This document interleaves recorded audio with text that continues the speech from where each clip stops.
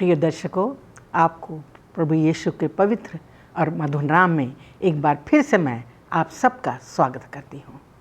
परमेश्वर ने हमको कितना अच्छा ये सुंदर अवसर दिया है कि हम साथ मिलकर प्रभु के वचनों को सीख सकते हैं। यह अध्ययन हमारे लिए दिए गए हैं ताकि इसको हम बार बार सीखें, ये भूलें नहीं और इन पर चलने वाले हो सकें। जैसा कि आप जानते हैं, हमारा आखिरी त्रिमास है 2021 का चौथा त्रिमास। इसका अध्ययन आज हम करने जा रहे हैं और सबको मैं हैप्पी सैबत और यीशु सहाय कहती हूँ, जय मसीह की आप सबको। और मैं शुक्रगुजार हूँ हमारे जिन्होंने राज़ी हुए हैं आज का अध्ययन सिखाने के लिए, उनका भी मैं दिल से स्वागत करना चाहती हूँ। पास्टर फ्रैंकलिन फ्रांसिस, मैं आपका स्वागत करती हूँ। पास्टर आर भारती, आपका भी, क्या आप दोनों मौजूद हो सकते हैं हमें इस लेसन के बारे में अध्ययन कराने के लिए। आइए दर्शकों, इससे पहले कि हम अपने अध्ययन में चलें, हम चाहते हैं कि परमेश्वर हमारी अगुवाई करे इस लेसन को पढ़ाने में, और मैं चाहती हूँ कि पास्टर फ्रैंकलिन हम सब के लिए प्रार्थना करें। आइए प्रार्थना करें। स्वर्गीय पिता परमेश्वर, हम आपका धन्यवाद देते हैं आज के पवित्र सब्त के लिए और आज की पवित्र संगति के लिए और इस अच्छे मौके के लिए जहाँ पर कि हम सब मिल बैठकर प्रभु आपके सब स्कूल पाठ का अध्ययन कर सकते हैं। हम विशेष करके मिसेस भारती के लिए, पास्टर भारती के लिए और मैं अपने आप के लिए प्रभु दुआ मांगते हैं। आपने हमें आज के सब स्कूल पाठ को साझा करने के लिए चुना है।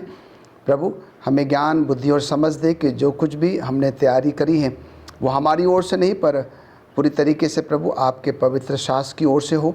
और जितने भी हमारे दर्शकगण हैं जो कि अपने अपने घरों में बैठकर या किसी और स्थान में बैठकर प्रभु आज के सब स्कूल पाठ को सुनते हैं, हम सब की मदद करें कि हम इसके द्वारा प्रभु और भी आपके नज़दीक आने वाले बन सकें।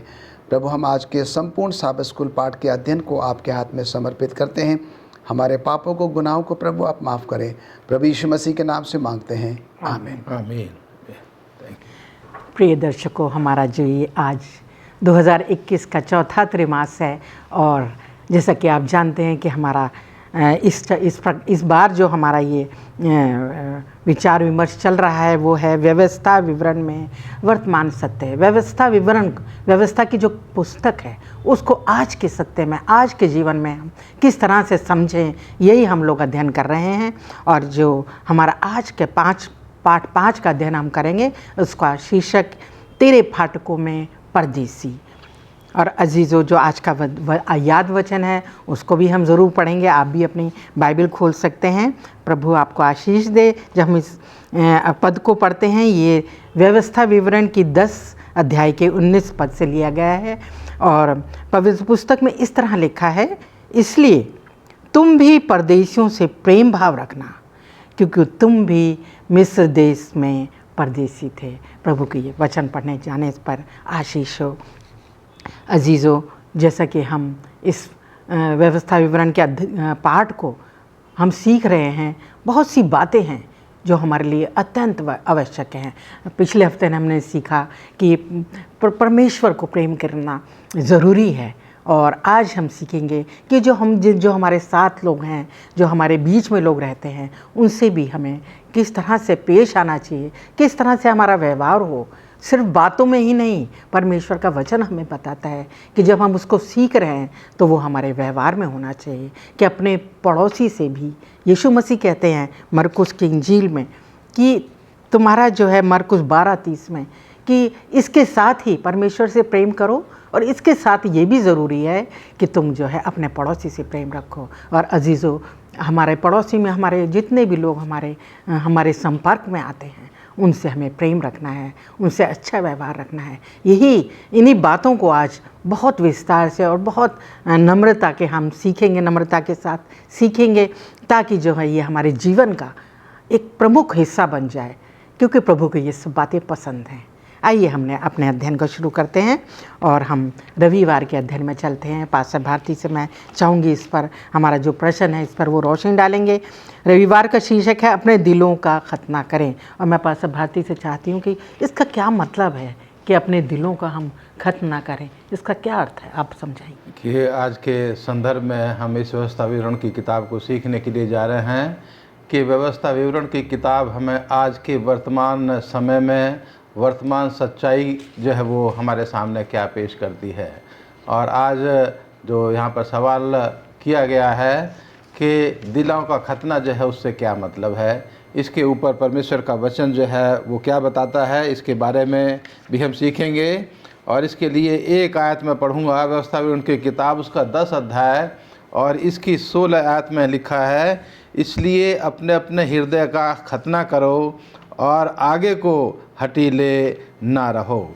ये 16वीं आयत जो है प्रश्न से संबंध रखती हुई जो है यहाँ पर यह बताई गई है कि हम अपने अपने हृदय का खतना करें और अपने मनों को जिद्दी ना बनाएं, हठीले ना बनाएं, कठोर ना बनाएं। और जब हम परमेश्वर के वचन में खतना का हम जिक्र देखते हैं तो यहाँ लिखा है कि परमेश्वर की जो चुनी हुई कौम थी, जो इस्राएल के लोग थे, जो परमेश्वर के लोग थे, उनका जो है परमेश्वर ने ये एक बाहरी तौर से निशान दिया था उनको कि तुम अपने अपने बच्चों का खतना करना, जिससे कि एक ये निशान तुम्हारे और मेरे बीच में जब वो रहे। ये एक बाहरी तौर से निशान था और इसको करने के साथ जो है वो अपना संबंध परमेश्वर के साथ बनाते थे कि हम परमेश्वर के लोग हैं, हमारा परमेश्वर हमारा जो है वो मालिक है। और ये बाहरी निशान जो है परमेश्वर ने उनको दिया। और आज जो है आज के वातावरण में हम जो है देखते हैं कि ये एक बाहरी निशान था, लेकिन हम आज के वर्तमान सत्य में जब देखते हैं और इसको पढ़ते हुए हम जब नए नियम में जाते हैं तो नया नियम जो है हमें इसी बात को यहाँ पर दोहराता है कि बाहरी दिखावे से, बाहरी चिन्ह से ज़्यादा जो महत्व है वो हमारा अंदरूनी निशान जो है उसका ज़्यादा महत्व है कि हम अपने दिलों का खतना करें। हम अपने दिलों को जो है वो हलीम बना करके, नम्र बना करके परमेश्वर में हम अपना पूरा भरोसा जो है दिखाएं। यानी कि हम परमेश्वर से, अपने दिमाग से, अपने दिल से और अपने जीवन से हम पूरी तरह से जो है हम प्यार करें। और ये सवाल जो है नए नियम में एक यहूदी व्यक्ति ने जो है, नौजवान ने खुदावंद यीशु मसीह से पूछा कि प्रभु मुझे जो है वो सबसे बड़ी आज्ञा क्या है।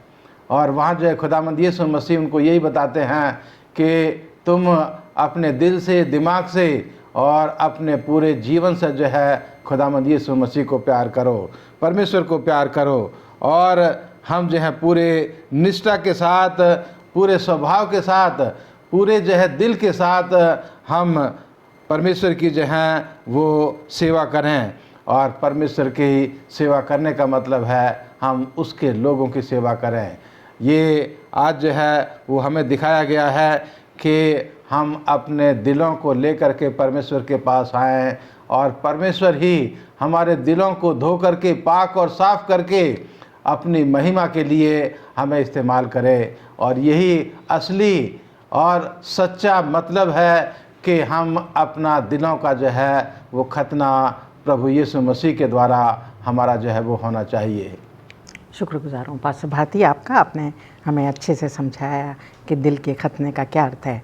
आइए हम सोमवार के अध्ययन में चलते हैं। उसका शीर्षक है परदेसी से प्रेम करो। और पास्टर फ्रैंकलिन से मैं चाहती हूँ कि हमारे अजीज़ों दर्शकों को समझाएं कि बाइबल के अनुसार परदेसी से प्रेम करने का क्या अर्थ है। हम देखते हैं कि जब हम ये शब्द सुनते हैं कि परदेसी का मतलब ही जो होता है कि किसी दूसरे देश का या किसी दूसरे राज्य का, शहर का, ये जो है वो गांव का। पर हम सोमवार के पाठ में हैं और सोमवार का पाठ का जो शीर्षक है वो परदेसी से जो है वो प्रेम रखने के बारे में जो है वो बताया जाता है। अब मैं सोचता हूँ कि हम जितने भी आज के सब स्कूल पाठ को सुन रहे हैं, हमने कभी न कभी जो है विदेश की या किसी दूसरे राज्य की, शहर की या गांव की जो है वो यात्रा की होगी। और जब उसके दो कारण हो सकते हैं। एक तो या शायद हम अपने बिजनेस पर्पस के लिए, अपने व्यापार के किसी काम के लिए, या फिर जो है हम अपने किसी पारिवारिक कार्यक्रम में या तो घूमने फिरने के लिए, या फिर किसी शादी ब्याह के तौर पर हम जो है वो किसी दूसरे देश में, राज्य में, शहर में, गांव में जो है वो जाते हैं। और हम सब ये भी जानते हैं कि वो एक समय होता है, 1 हफ्ते का, 10 दिन का या 15 दिन का, और उसके बाद हम देखते हैं कि जब हमारा काम पूरा हो जाता है तो हमें जो है वो क्या होना होता है, वहाँ से वापस आना होता है, क्योंकि वो देश या वो राज्य, शहर या गांव जो है वो हमारा जो है वो नहीं होता है। और उसी बात को जो है वो ध्यान में रखते हुए जो बाइबल हमको ये बताती है कि हम जिस दुनिया में रह रहे हैं, ये दुनिया जो है वो हमारा घर नहीं है। हम जो है एक परदेसी है, और बहुत ही शीघ्र जो है हम सबों को क्या करना है, इस घर को छोड़कर जो है, इस दुनिया को छोड़कर जो है हमें अपने स्वयं के घर में जो है वो जाना है। पर हम यहाँ पर देखते हैं कि बाइबल की चंद आयतें हैं जो मुझे और आपको ये बताएगी कि हम जो है कैसे एक अजनबी है, एक परदेसी है, और हम बहुत ही शीघ्र जो है वो यहाँ से जाने वाले हैं। जो कुछ भी इस दुनिया में है वो हमारा कुछ भी नहीं है, सब कुछ जो है वो परमेश्वर का ही है। अगर हम व्यवस्था विवरण उसका 10वां अध्याय 14वें पद को पढ़ेंगे, लिखता है कि सुन, स्वर्ग और सबसे ऊंचा स्वर्ग भी और पृथ्वी और जो कुछ वो है सब परमेश्वर का ही है। उसके बाद भजन संहिता 24:1 में लिखता है, अब पृथ्वी और जो कुछ उसमें है यहोवा ही का है, जगत और उसमें निवास करने वाले भी उसी के ही हैं। व्यवस्था विवरण 10:17 में लिखता है, क्योंकि तुम्हारा परमेश्वर यहोवा वही ईश्वरों का परमेश्वर और प्रभुओं का प्रभु भी है। वो महान पराक्रमी और भय योग्य ईश्वर है, जो किसी का पक्ष नहीं करता और न ही घूस जो है वो लेता है। व्यवस्था विवरण 32:39 में कहता है, यहोवा यूँ कहता है कि मैं ही हूँ और कोई दूसरा देवता नहीं, मैं ही मारता, मैं ही जिलाता, मैं ही घायल करता और मैं ही चंगा भी करता हूँ। एक आयत और पढ़ेंगे, कुलुस्सियों उसका 1 अध्याय 16 और 17 पद, जहाँ पर इस प्रकार से लिखता है, क्योंकि उसी में सारी वस्तुओं की सृष्टि हुई, स्वर्ग की जो अथवा पृथ्वी की, देखी या अनदेखी, क्या सिंहासन, क्या प्रभुताएं, क्या अधिकार, सारी वस्तुएं उसी के द्वारा और उसी के लिए सृजी गई है। वो सब वस्तुओं में प्रथम और सब वस्तु में उसी में स्थिर रहती है। वही देह अर्थात कलीसिया का जो है वो सिर भी है। तो यहाँ पर मैडम हम देखते हैं कि जब हमने इस शीर्षक ही देखा है कि परदेशियों से जो वो प्रेम करें, जो 4-5 आयतें मैंने आपको पढ़ के बताई है, इसका मतलब, इसका तात्पर्य यही होता है कि हमारा यहाँ पर कुछ भी नहीं है, यहाँ सब कुछ जो है वो परमेश्वर का ही है। पर अब ये सवाल उठता है कि हम जो है परदेशियों से जो है वो कैसे प्रेम रख सकते हैं। बाइबल हमें साफ साफ ये बताती है कि जब परमेश्वर का बेटा यीशु मसीह इस दुनिया में था, उसने क्या किया, उन गरीबों को, अनाथों को, विधवाओं को, कंगालों को जो है, दरिद्र लोगों को क्या किया, अपहोल्ड किया, उनको ऊंचा उठाया, उनकी देखभाल करी और उनको प्यार भी जो है वो किया। कहने का मतलब यहाँ पर है, यही संदेश परमेश्वर मूसा नबी के द्वारा क्या कर रहा है, इजरायलियों को बता रहा है कि तुम क्या करो, अपने उन लोगों को जो है जिनको कि तुम नीचे स्तर का समझते हो, उनसे तुम क्या करो, प्रेम करो। क्यों? क्योंकि ये जो मिस्र है वो तुमको यहाँ से निकलना होगा, और ये क्या है, तुम यहाँ पर जो है एक तरीके से क्या है कि परदेसी हो। और मैडम बड़ी अचरज की बात है कि राजा दाऊद के समय में, राजा सुलेमान के समय में, जबकि परमेश्वर की आशीष, परमेश्वर का आशीर्वाद जो है उन लोगों पर था, उसके बावजूद भी जो है हम यहाँ पर देखते हैं कि कुछ ऐसी चीज़ें थी जो कि दिखाई जा रही थी, और इसलिए परमेश्वर बार बार जो है मूसा के द्वारा अपने लोगों को क्या कर रहा था, सावधान जो है वो कर रहा था। 2 बातें हम सोमवार के पाठ से सीखते हैं। पहली बात तो ये कि हम सब जो है वो परदेसी हैं, ये दुनिया जो है वो हमारा घर नहीं है। हम बहुत ही शीघ्र जो है इस दुनिया को छोड़कर जो है अपने स्वयं के घर जो कि स्वर्ग है, हम वहाँ पर जो है वो चले जाएंगे। दूसरी बात हमने यहाँ पर ये सीखी है कि हमारा यहाँ पर कुछ भी नहीं है, सब कुछ जो है वो परमेश्वर का ही है, और इसीलिए जो है हमें और आपको ये मौका दिया गया है कि जब तक हम इस दुनिया में रहते हैं, जो कुछ भी हमसे अपने लोगों के लिए, परदेशियों के लिए जो है बन सकता है, हम क्या करें, उनको साथ जो है वो करें। और ख़ास तौर से हम यहाँ पर प्रेम की बात कर रहे हैं, हमें क्या करना है, उन लोगों के साथ प्रेम भरा बर्ताव करना है, चाहे वो परदेशी हो, चाहे अनाथ हो, चाहे विधवाएं हो, कंगाल हो, दरिद्र हो, बेसहारा हो, जो कुछ भी हमसे बन सकता है, हमने क्या करना है, उनके लिए जो है वो करना है। जैसे कि हम सब जानते हैं कि प्रभु यीशु मसीह की आमद बहुत नज़दीक है, वो बहुत शीघ्र आने वाले हैं। हम सब, जबकि हमने सीखा है कि हम परदेसी हैं, हम बहुत शीघ्र जो है प्रभु यीशु मसीह के साथ अपने स्वयं के घर में जो है वो जाने वाले हैं। और इसीलिए जब तक हम इस दुनिया में हैं, आइए हम क्या करें, अपने परदेसी से जो है वो अपने समान प्रेम करें, और जो कुछ भी हमसे उनके लिए बन सकता है वो हम करने की जो है मैडम कोशिश करें। शुक्रगुजार हूँ पास्टर फ्रैंकलिन आपका इतने अच्छे विचारों के लिए। आइए हम मंगलवार के अध्ययन में चलते हैं। उसका शीर्षक है क्योंकि तुम भी मिस्र में परदेसी थे। समाज में हमारा व्यवहार कैसा होना चाहिए, मुख्यतः परदेशियों के साथ। पास्टर भारती आप हम सबको समझाएं। ये जो है अभी जो हम लोग सीख रहे हैं, जो अभी पास्टर फ्रैंकलिन ने सिखाया कि परदेसी शब्द का जो यहाँ पर जिक्र आया है, और उदाहरण दे करके जो है यहाँ समझाने की कोशिश की गई है कि जो परमेश्वर के लोग थे वो मिस्र देश में परदेसी थे, और उनके साथ जो है वो कैसा बर्ताव किया गया, कैसा सलूक उनके साथ किया गया, कैसा व्यवहार उनके साथ उस प्रदेश में किया गया, उस चीज़ को हम हमेशा याद रखें। परमेश्वर यहाँ पर ये जो है वो बार बार कहता है कि तुम हमेशा याद रखो कि तुम मिस्र देश में परदेसी थे और तुम्हारे साथ कैसा व्यवहार किया गया है। क्योंकि कभी कभी क्या होता है कि जब हम जो हैं अच्छे माहौल में, अच्छी स्थिति में, हमारी आर्थिक स्थिति अच्छी हो जाती है, तो हम अपने गुजरे हुए समय को हम भूल जाते हैं। लेकिन परमेश्वर जो है यहाँ पर बार बार वो अपने लोगों को जो है ये याद दिला रहा है कि तुम याद रखो कि तुम कैसा जीवन जीते थे, किस तरह से मैंने तुम्हें वहाँ से निकाला, और आज जब तुम एक आज़ादी का जीवन व्यतीत कर रहे हो तो तुम उस बात को कभी ना भूलो।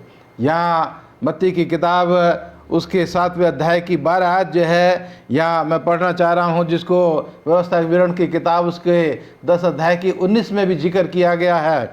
और यहाँ इस तरह से लिखा गया है नए नियम में, इस कारण जो कुछ तुम चाहते हो कि मनुष्य तुम्हारे साथ करें, तुम भी उनके साथ वैसा ही करो, क्योंकि व्यवस्था और भविष्यवक्ताओं की शिक्षा यही है। परमेश्वर ने अपने लोगों के द्वारा, भविष्यवक्ताओं के द्वारा, व्यवस्था के द्वारा मुझे और आपको आज के समय के लिए यही शिक्षा दी है, और ये सुनहरा नियम जो है उसने मुझे और आपको दिया है कि जो आप चाहते हो कि लोग आपके साथ करें, आप वैसा ही दूसरों के साथ करो। मैं अजीजों आपको बताना चाहता हूँ कि कोई भी आदमी ये नहीं चाहता कि दूसरे लोग जो हैं उसको गाली दें, कोई ये नहीं चाहता कि दूसरे लोग जो हैं उसके गाल के ऊपर आकर के जो है वो थप्पड़ मारें, कोई जो है वो ये नहीं चाहता कि दूसरे लोग जो हैं उसके मुंह के ऊपर जो है वो थूकें। और अगर हमें इन तमाम चीज़ों से अपने आप को बचाना है तो हमें दूसरों का आदर और सम्मान करना है, दूसरों को प्यार करना है, दूसरों की जो है वो मदद करनी है। और यहाँ परदेसी का जब ये जिक्र आया है तो हमारे घर से, हमारे चौखट से बाहर, हमारे दरवाजे से बाहर जितने भी लोग हैं वो हमारे लिए परदेसी हैं। हमारे चर्च से बाहर जितने भी लोग हैं वो सब परदेसी हैं।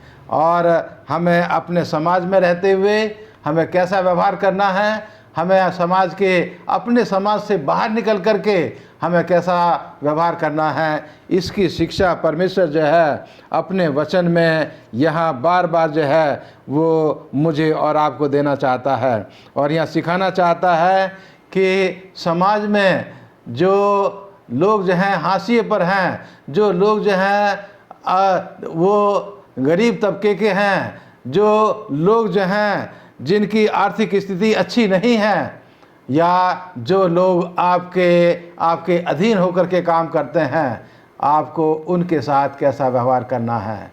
और जो परमेश्वर का वचन जो सिखाता है कि हमारे साथ चाहे कोई भी क्यों ना हो, जो हम चाहते हैं कि लोग हमारे साथ हमारी इज्जत करें, हमारा आदर सम्मान करें, तो हमारे सामने चाहे कोई भी क्यों ना हो, चाहे कोई छोटा हो चाहे बड़ा हो, हमें उसका आदर सम्मान करना है, उसकी जो है हमें आदर सत्कार करना है। और परमेश्वर का वचन जो है वो मुझे और आपको बार बार यही याद दिलाता रहता है कि हम कभी ना भूलें कि हमारे साथ भी जो है वो बुरा बर्ताव किया गया है।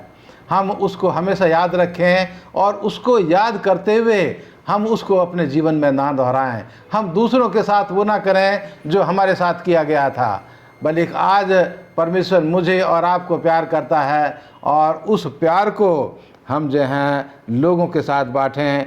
और हमारे पास जो रोशनी है, जो परमेश्वर ने अपने कलीसिया को, अपने चर्च को, अपने लोगों को जो रोशनी दी है, उसकी रोशनी में अपने जीवन को गुजारें और दूसरों के लिए आशीष का कारण बने। शुक्रगुजार हूँ पास्टर भारती आपका इतने अच्छे विचारों के लिए जो साझा किए आपने।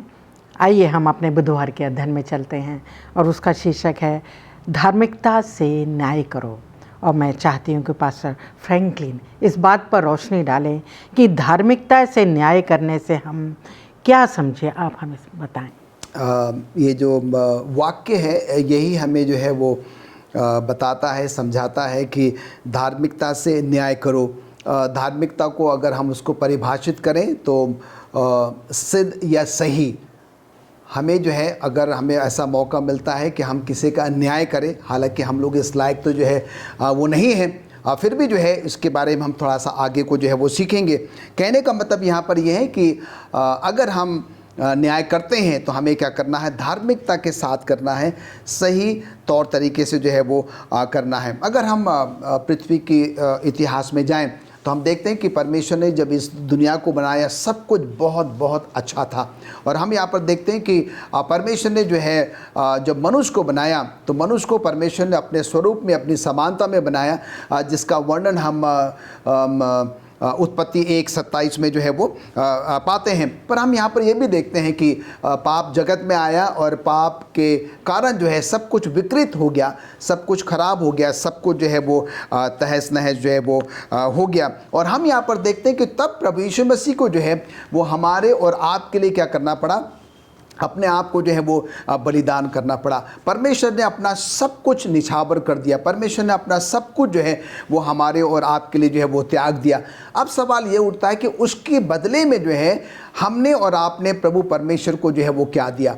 क्या हमने परमेश्वर को जो है उसके बदले में कोई बलिदान दिया, या हमने परमेश्वर को उसके बदले में जो है कोई घूस दी। और हम यहाँ पर देखते हैं कि हमने कुछ भी ऐसा नहीं किया। और आगे हम ये सीखेंगे कि परमेश्वर जो है इस प्रकार की चीज़ों को भी क्या करता है, वो उससे नाराज़ होता है, वो उसको पसंद जो है वो नहीं करता। जब तक प्रभु यीशु मसीह इस दुनिया में थे, हम देखते हैं कि प्रभु यीशु मसीह ने क्या किया। जो कमज़ोर तबके के लोग थे, गरीब थे, अनाथ थे, क्या करना चाहिए, जिनको कि समाज या लोग जो है वो बिल्कुल भी तुच्छ जो है वो समझा करते थे, और प्रभु यीशु मसीह ने क्या किया, उनको जो है वो ऊंचा उठाया, उनसे प्रेम किया और ज़्यादा से ज़्यादा समय जो है उनके प्रभु यीशु मसीह ने क्या किया, उनके साथ जो है वो व्यतीत किया। प्रियो, हम यहाँ पर जानते हैं कि आज जो कुछ भी हमारे पास है, हमारा कुछ भी नहीं है, चाहे हमारा पैसा हो, चाहे हमारी पोजीशन हो, हमारा ओहदा हो, या जो कुछ भी आज परमेश्वर ने हमारे पास दिया है, इस बात को हमें समझने की ज़रूरत है। ये कुछ भी जो है वो हमारा नहीं है। पर अब सवाल ये उठता है कि हम जो है न्याय के बारे में जब बात करते हैं तो हम जो है वो कैसे जो है वो न्याय करें। अभी थोड़ा सा मेरे पास से भारती ने हमको ये बताया था, कई बार ऐसा होता है जो लोग हमारे अंडर में काम करते हैं या जो लोग हमारे साथ में काम करते हैं, कई बार शायद हम उनके साथ वो न्याय नहीं करते हैं जो कि हमको जो है वो करना चाहिए। हमें सिर्फ बोलना ही नहीं है, पर हमें क्या करना है, वो व्यवहारिकता में भी जो है उसको लाने की जो है वो ज़रूरत है। यहाँ पर 4 आयतें हैं मैडम, जो हमें क्या करेगी, इनके बारे में जो है वो बताएगी कि हमें कैसे धार्मिकता के द्वारा जो है क्या करना है, वो न्याय करना है। पहली आयत हम यहाँ पर देखते हैं, व्यवस्था विवरण 1:16 में लिखता है, अपने भाई के मुकदमे सुनो, अपने पड़ोसियों और परदेशियों का धर्म से जो है वो न्याय करो। पहली बात। दूसरी बात, व्यवस्था विवरण 16:19 में लिखता है, अपना न्याय ना बिगाड़ना, तू ना तो पक्षपात करना और ना ही घूस लेना, क्योंकि घूस बुद्धिमान की आंखें अंधी कर देता है। तीसरी बात, व्यवस्था विवरण 24:17 में लिखता है, किसी परदेशी मनुष्य या अनाथ बालक का न्याय ना बिगाड़ना और ना ही किसी विधवा के कपड़े को बंधक क्या करना, रखना। चौथी बात, व्यवस्था विवरण 24:19 में लिखता है, श्रापित है वो जो परदेशी, अनाथ या विधवा का क्या करता है, न्याय बिगाड़ता है। तो जब हमारा शीर्षक ही था कि धार्मिकता के साथ हमको न्याय करना है, ये 4 आयतें हमको ये बताती है कि हमें क्या करना चाहिए। अगर हम इन वचनों के आधार पर अगर न्याय नहीं करते हैं तो हम देखते हैं कि उसका जो हश्र है वो क्या होगा, बहुत ही ख़राब होगा। हम इन आयतों से क्या सीखते हैं? सबसे पहली बात हम देखते हैं कि परमेश्वर मूसा के माध्यम से जो है लोगों को जो है, जो अभी पास्टर भारती ने भी जो है हमें याद दिलाया था कि वो लोगों को ये बताना मांग रहा है कि तुम जो है मिस्र में गुलाम थे और वहाँ पर तुम्हारे साथ कैसा व्यवहार हुआ है उसको तुम्हें भूलना नहीं है, उसको तुम्हें याद रखना है। और यहाँ पर वही बात जो है परमेश्वर आज हमें भी है याद दिलाना मांगता है कि हमें अपने वो पुराने दिन, वो गुलामी के दिन, दासवता के दिनों को जो है वो भूलना नहीं है। और हमें जो है कमज़ोरों के साथ, अनाथों के साथ, विधवाओं के साथ, परदेशियों के साथ जो है वो अन्याय नहीं करना है। उनके साथ क्या करना है, वो धर्म से जो है वो न्याय करना है। और परमेश्वर यही चाहता है क्योंकि परमेश्वर स्वयं पवित्र हैं और हम भी क्या करें, आप पवित्र बने, जिसका वर्णन हम लय व्यवस्था 19:2 में जो है वो पाते हैं। हम देखते हैं कि इजरायली जो है वो सब कुछ बहुत अच्छे से काम करते थे, चर्च भी जाते थे, दही की चंदी भी देते, सब कुछ करते थे। उनके बावजूद भी जो है उनकी व्यवहारिकता में बहुत सारी ऐसी कमियां थी जो कि धार्मिकता से जो है वो न्याय नहीं करते थे, सही तरीके से जो है वो न्याय सिद्धता से जो है वो न्याय नहीं करते थे। आज हमारे लिए एक सबक है कि हम भी क्या करते हैं, चर्च जाते हैं, दही के चंदे देते हैं, वो सब कुछ करते हैं, पर जब व्यवहारिकता में बात आती है, जो पास्टर भारती ने फिर रिवाइज किया हुआ है, हम जो है क्या करते हैं, लोगों के साथ वैसे व्यवहार नहीं करते हैं जैसे कि हमने जो है वो करना चाहिए। तो आइए अजीज़ों, आज ये अच्छा सबक लें कि हम क्या करें, धार्मिकता के साथ क्या करें, न्याय करें, दूसरों के साथ जो है एक अच्छा व्यवहार करें। धन्यवाद पास्टर फ्रैंकलिन, आपने बहुत अच्छी तरीके से हम सबको न्याय के विषय में सिखाया जैसा बाइबल हमें सिखाती है। आइए हम बृहस्पतिवार के अध्ययन में चलते हैं जिसका शीर्षक है परमेश्वर के सामने शुद्ध धर्म। और पास्टर भारती से चाहती हूँ कि वो हमारे दर्शकों को बताएं, हमें भी समझाएं परमेश्वर के सामने सच्चा और शुद्ध धर्म क्या है। ये जो है हम तमाम के लिए बहुत अच्छा प्रश्न है सीखने के लिए कि परमेश्वर के सामने सच्चा और विशुद्ध, जिसमें कोई दोष ना हो, ऐसा धर्म जो है वो क्या है। इसके ऊपर जो है बाइबल हमें क्या शिक्षा देती है, इसके बारे में हम थोड़ा सा गौर करेंगे। और ये व्यवस्था विवरण की किताब उसके 24 अध्याय से अगर 10 से 14 वर्ष आज तक आप पढ़ेंगे तो वहाँ भी आप पाएंगे। और उसी का जिक्र जो है याकूब की किताब जो नया नियम है उसके पहले अध्याय की 27 आयत जो है उसी बात को यहाँ पर दोहराती है।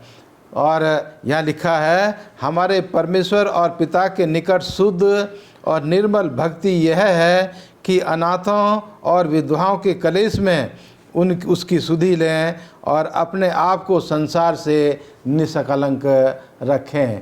यहाँ जो है विशुद्ध और जो सच्चा धर्म है उसकी बात जो है यहाँ पर की गई है।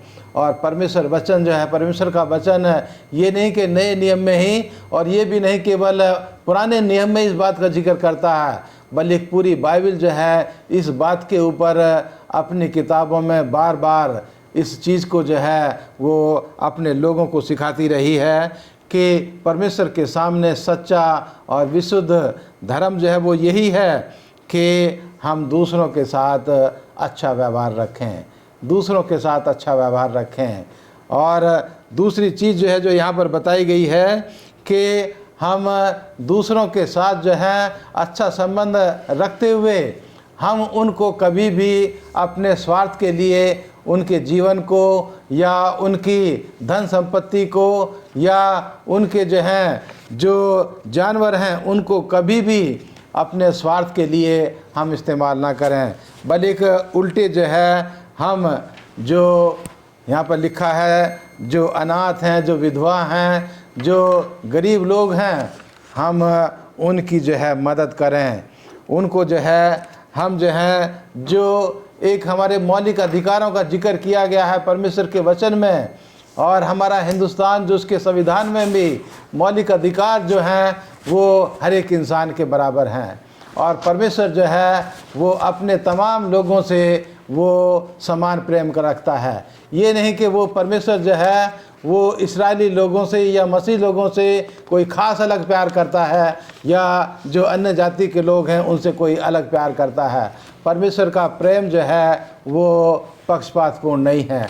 परमेश्वर सबको जो है वो एक नज़र से एक समान जो है वो देखता है, और परमेश्वर जो है सबको बारिश देता है, सबको धूप देता है, सबको अच्छी हवा देता है।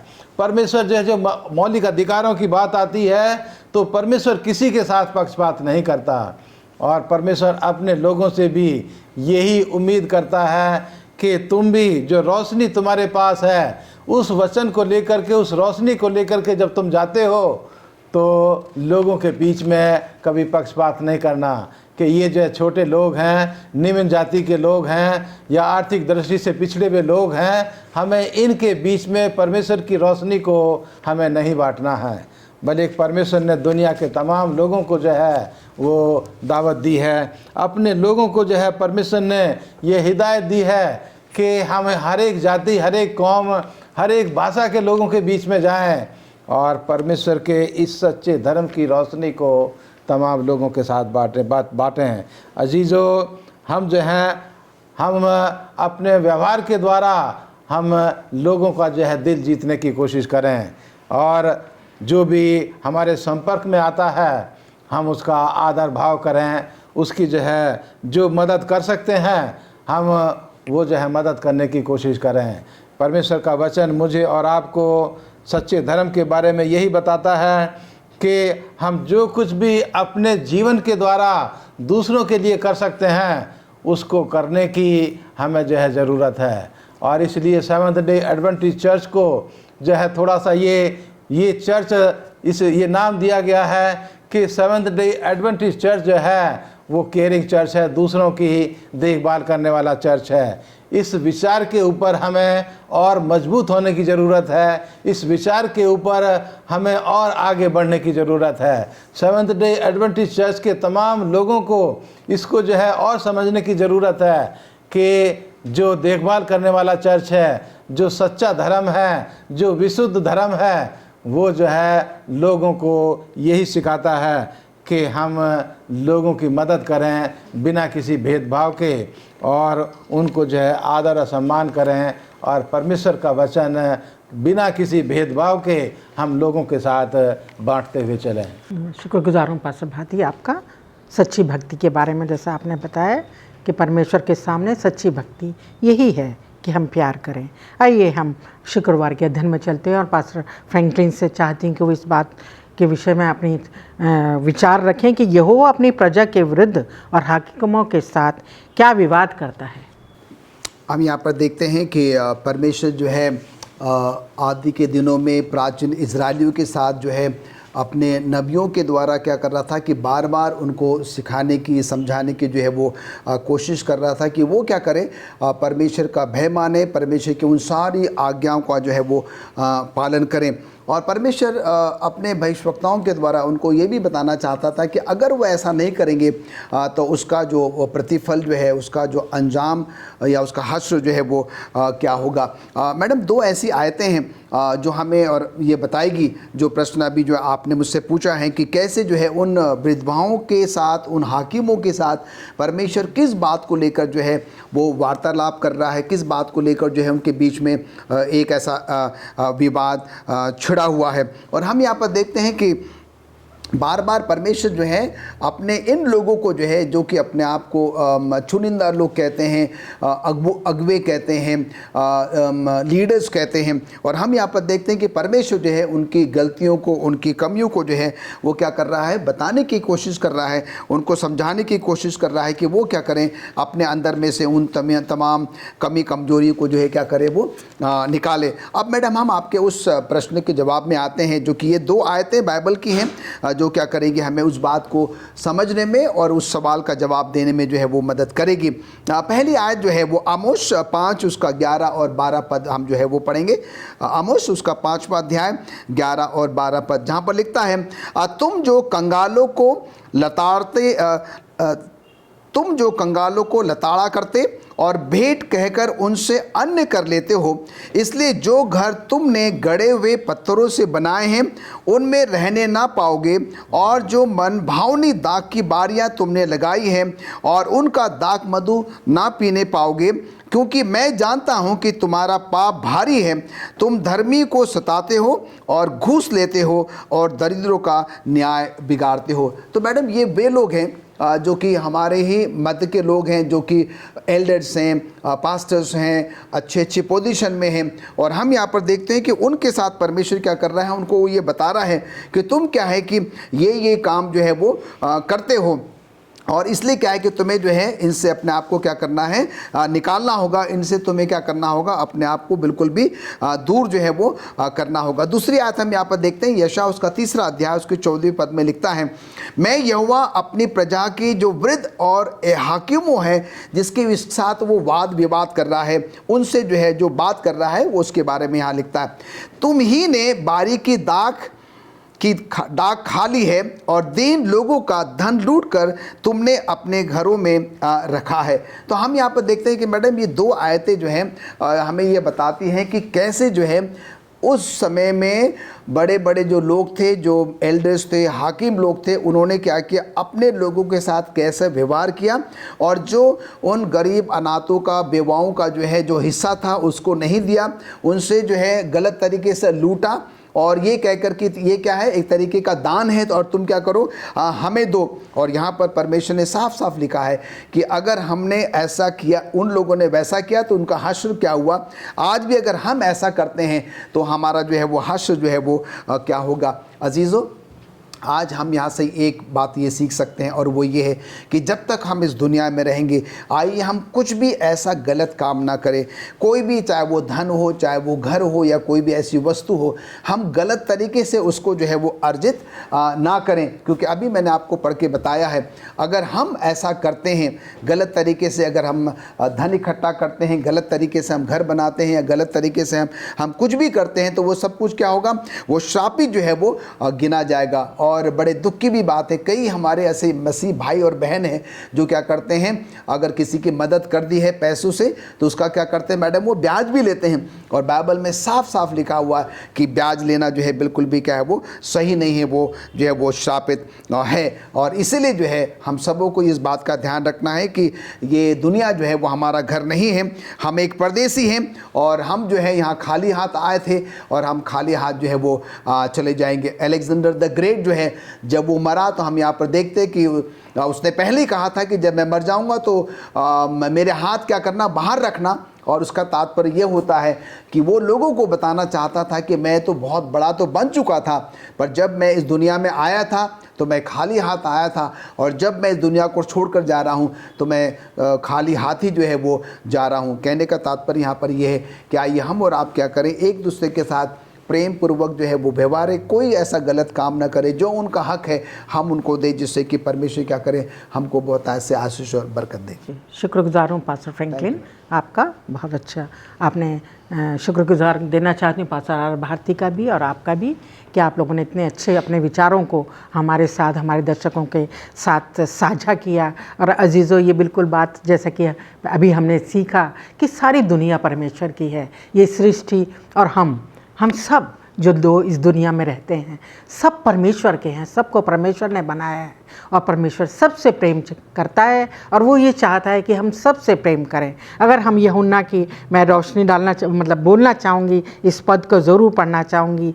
1 यूहन्ना 4:12 बताती है कि परमेश्वर को किसी ने नहीं देखा, परंतु यदि अगर हम आपस में प्रेम करते हैं तो उसका प्रेम हम में बना रहता है। और परमेश्वर जो इस आयतों को जो ये आज्ञा दी है, परमेश्वर से प्रेम रखना और अपने पड़ोसी से प्रेम रखने को जो आज्ञा है, इसको बहुत प्रमुखता दी है। सारी 10 आज्ञाओं का सार इसी में है, और परमेश्वर की महिमा इसी से होती है।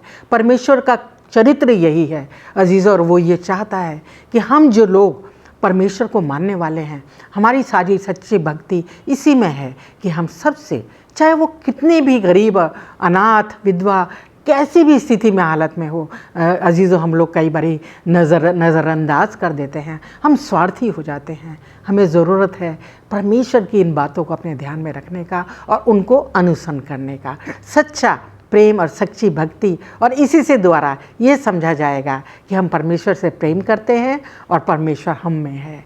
हम परमेश्वर की महिमा को इन कार्यों के द्वारा, अपने इस व्यवहार के द्वारा दिखा सकते हैं। अजीज़ों, आज हम इस लेसन को यहीं पर ख़त्म करते हैं और मुझे आशा है कि आपको आज का लेसन अच्छा लगा होगा, बार बार जब हम ये बातें सीख रहे हैं, क्योंकि ये हमारे लिए बहुत ज़रूरी हैं। और मैं चाहती हूँ ख़त्म करने से पहले पास्टर भारती हम सब के लिए प्रार्थना करें। आइए प्रार्थना करें।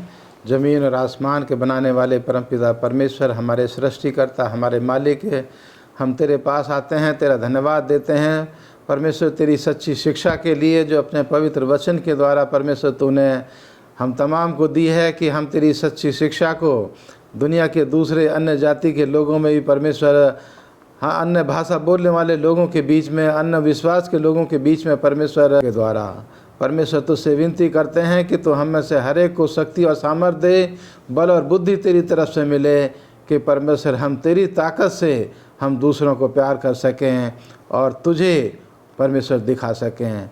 खुदावन तो हम में से हर एक की अगुवाई कर और ऐसी समझ दे कि हम दूसरों को प्यार कर सकें, अपने परिवार के साथ साथ हम दूसरों के भी सुधि ले सकें।